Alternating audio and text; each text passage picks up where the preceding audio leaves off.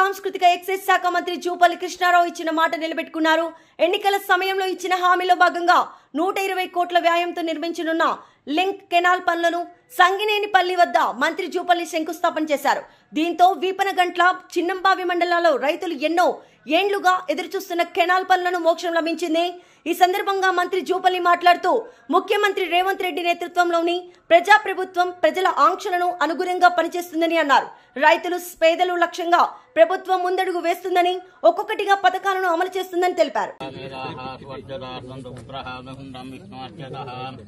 యోగైతాం బ్రహ్మణో వేదామృతేనామృతాం ప్రేం అస్మయే బ్రహ్మచ్చ బ్రహ్మాయుష్కీర్తిం ప్రజాందదుః. सर्वे जना सुखिनो भवन्तु. కొంచెం విధానం రైడ్ వస్తలో కొంచెం కదరండి. తిరగండి సార్, అట్లా తిరగండి. మీరు తిరుగుతారు.